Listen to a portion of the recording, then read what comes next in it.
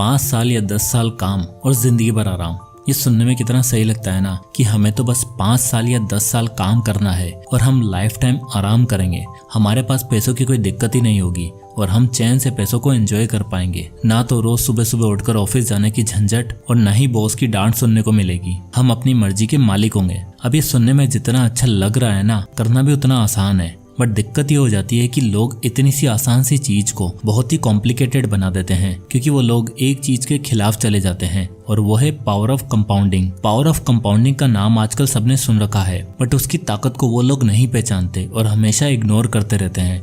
But जो लोग इसकी ताकत को समझते हैं वो इसे इस्तेमाल करते हैं और लाइफ टाइम दूसरों की गुलामी को छोड़कर अपने लिए काम करते हैं और इसे एंजॉय करते हैं। अब अगर आपको लग रहा है कि ये कैसे पॉसिबल है और एक 10, 15, 20 हजार रुपए कमाने वाला इंसान भला कैसे इतनी वेल्थ बना पाए कि पैसे उसके लिए काम करें, तो रुको, इस वीडियो में मैं आपको 3 लोगों की स्टोरीज की मदद से एक ऐसा रास्ता बताने वाला हूँ जिसमें आप अगर सही तरीके से पैसों को मैनेज करके इन्वेस्ट करना शुरू करोगे तो आप कुछ ही सालों में अपने लिए एक ऐसा रास्ता बना लोगे जिसके बाद आपको पैसे के बारे में चिंता करने की जरूरत नहीं पड़ेगी। अब वो कैसे, चलिए समझते हैं। अजय, विजय और राहुल 3 दोस्त होते हैं। तीनों की एज 20 साल होती है और जस्ट अभी उन्होंने अपनी पढ़ाई खत्म करी है और तीनों की एक अच्छी कंपनी में जॉब मिल जाती है। तीनों की सैलरी 25,000 रुपए पर मंथ होती है। तीनों मिडिल क्लास फैमिली से बिलोंग करते थे और इन लोगों के घर में हमेशा पैसों की तंगी रहती थी। अब अजय ने कभी भी 25,000 रुपए अपने बैंक अकाउंट में देखे ही नहीं थे, तो उसके लिए तो ये सब एक सपना जैसा था। तो जैसे उसकी सैलरी आती है तो अजय एक अच्छी सोसाइटी में एक अपार्टमेंट ले लेता है जिसका किराया 10,000 था और अब वो सोचता है कि मुझे एक कार भी ले लेनी चाहिए,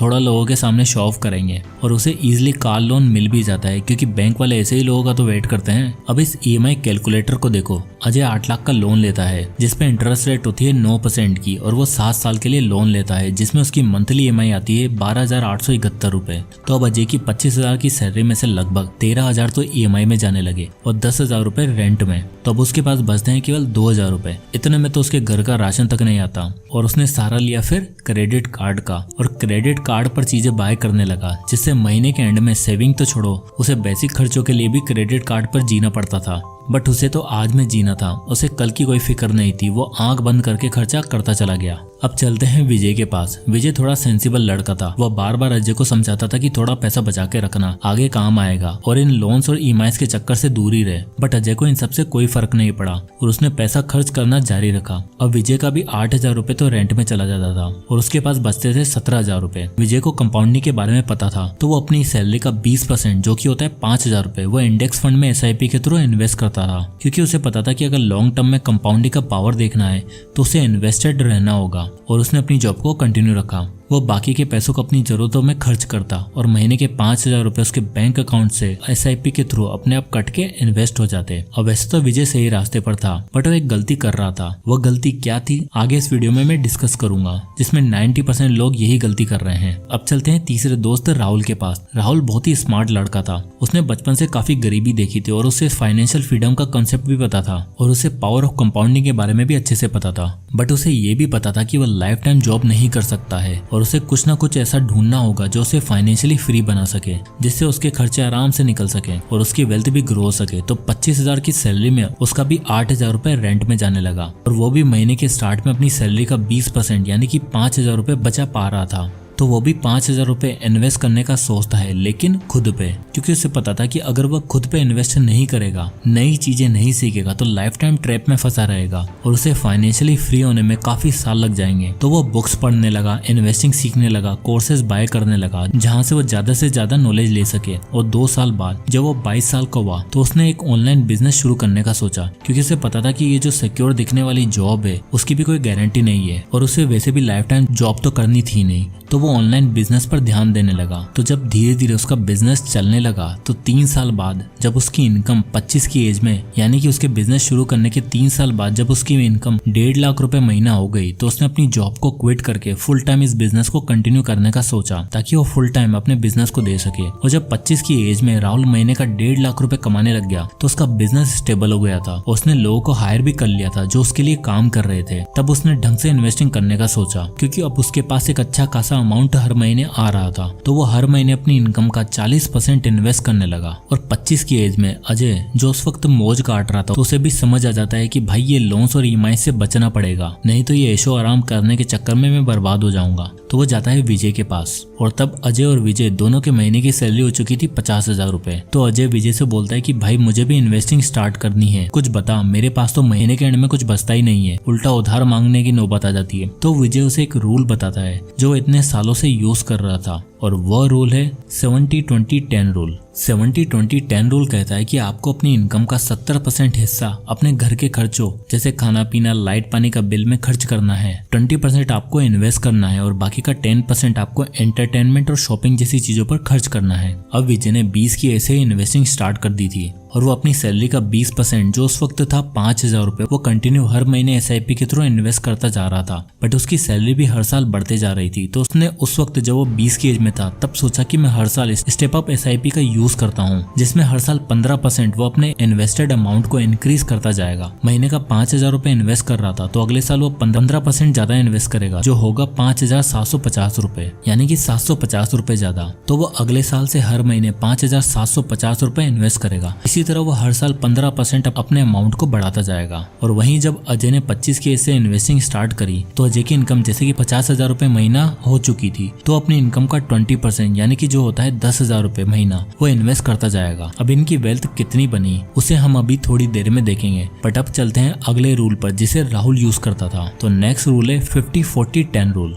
राहुल, जिसने अपनी इन्वेस्टिंग की जर्नी 25 की एज में स्टार्ट की थी, तब तक वो महीने का 1.5 लाख रुपए कमा रहा था, और इस रूल के अकॉर्डिंग वो अपनी इनकम का 50% अपनी बेसिक नीड्स पर खर्च कर रहा था, 40% वो इन्वेस्ट कर रहा था, और बाकी के 10% को अपनी लग्जरीज चीजों में और एंटरटेनमेंट पर खर्च कर रहा था। तो इसकी इनकम का 40% हुआ 60,000 रुपए।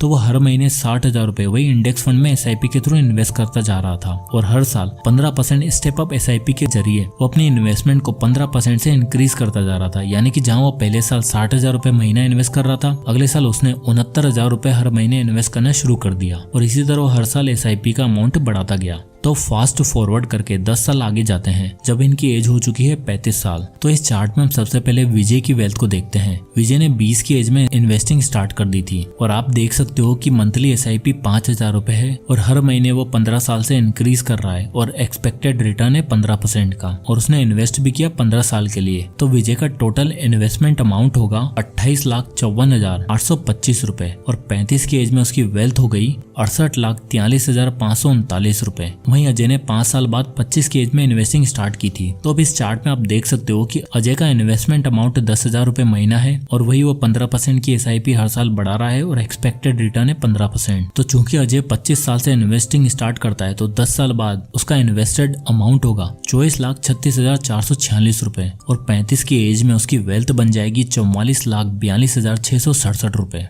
अब चलते हैं हमारे स्मार्ट इन्वेस्टर राहुल के पास। उसने अपनी इन्वेस्टिंग की जर्नी स्टार्ट की थी 25 साल की एज में। तो इस चार्ट को देखो, राहुल 60,000 रुपए मंथली इन्वेस्ट करता है, और वह इन्वेस्ट करेगा 10 साल तक। तो हर साल वो 15% का रिटर्न एक्सपेक्ट कर रहा है, और 10 साल में उसका इन्वेस्टेड अमाउंट होगा लगभग 1,46,00,000 रुपए, और 35 की एज में राहुल की वेल्थ हो चुकी होगी 2,66,00,000 रुपए। तो जैसे कि राहुल ने लेट इन्वेस्टिंग स्टार्ट की थी, वो करोड़ों का मालिक बन चुका है। तो 35 की एज में विजय, जिसने सबसे पहले इन्वेस्टिंग स्टार्ट की थी, उसकी वेल्थ हो गई है लगभग 68 लाख, अजय की वेल्थ हो गई है लगभग 44 लाख, और वहीं राहुल की वेल्थ हो गई लगभग 2,66,00,000 रुपए। अब हम देखें तो विजय ने काफी अच्छा किया कि वो 20 की एज में इन्वेस्टिंग स्टार्ट कर दी, बट वहीं राहुल ने 5 साल लेट स्टार्ट किया। स्टिल वो इतनी वेल्थ इसलिए बना पाया क्योंकि उसने सबसे पहले अपनी इनकम को बढ़ाने पर ध्यान दिया। अब हमें पता है कि जल्दी स्टार्ट करना जरूरी है, बट अगर आप अपनी इनकम को बढ़ाने पर ध्यान नहीं दोगे, तो आप जल्दी इन्वेस्ट करके काफी लोगों से आगे तो निकल जाओगे जो इन्वेस्टिंग के बारे में सोचते ही नहीं है, बट स्टिल आपको वेल्थ बनाने में काफी टाइम लगेगा। और राहुल का फायदा ये है कि उसका एक बिजनेस है, और जहाँ से उसकी इनकम हो रही है। अब राहुल चाहे तो और पैसे इन्वेस्ट करना बंद भी कर दे,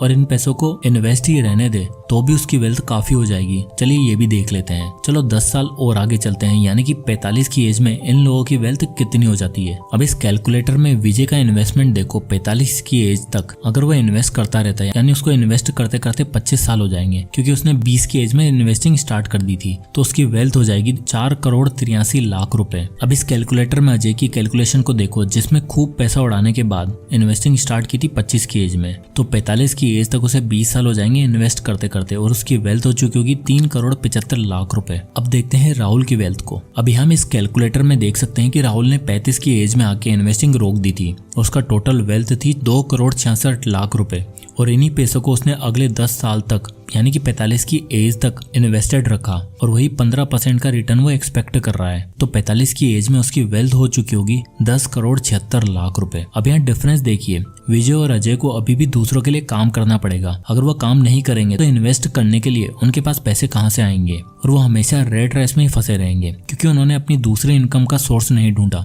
जबकि राहुल ने 5 साल अपने ऊपर ध्यान दिया, बिजनेस ओपन किया और 10 साल बाद यानी कि 35 की एज में इन्वेस्टिंग बंद भी कर दी। तब भी अगले 10 साल में 45 की एज तक उसका पैसा अपने आप ग्रो होता रहा और वो 10 करोड़ का मालिक बन गया। तो ये होती है कंपाउंडिंग की ताकत, जिसको जिस इंसान ने समझ लिया वो 5-10 सालों में भी अगर उनका ढंग से यूज करके अपने पैसों को वाइजली इन्वेस्ट करे तो वो कम एज में भी करोड़ों का मालिक बन सकता है। और जो इसे नहीं समझेगा वो लाइफ टाइम जॉब के जंजाल में फंसा रहेगा और दूसरों के लिए काम करता रहेगा। तो आई होप कि आपको ये पावर ऑफ कंपाउंडिंग अच्छे से समझ आई होगी। तो जब भी आप इन्वेस्टिंग शुरू करना चाहते हैं उससे पहले अपनी इनकम को बढ़ाने पर ध्यान दीजिए, क्योंकि अगर आप अपनी इनकम को बढ़ाएंगे नहीं तो आप छोटे मोटे इन्वेस्टमेंट अमाउंट से आप कितनी वेल्थ को क्रिएट कर लेंगे। इसलिए सबसे पहले अपनी इनकम को बढ़ाने पर ध्यान दें। तो दोस्तों, अगर ये वीडियो पसंद आया तो इसे लाइक करें, ज्यादा से लोगों तक शेयर करें और अगर आप किसी भी पर्टिकुलर टॉपिक पर वीडियो चाहते हैं तो हमें कमेंट करके जरूर बताएं। तो मिलते हैं नेक्स्ट वीडियो में, तब तक के लिए जय हिंद।